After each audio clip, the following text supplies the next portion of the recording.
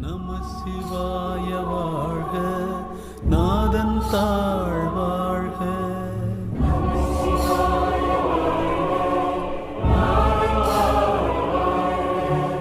இமைப்பொழுதும் என் நெஞ்சில் நீங்காதா தாழ் வாழ்க.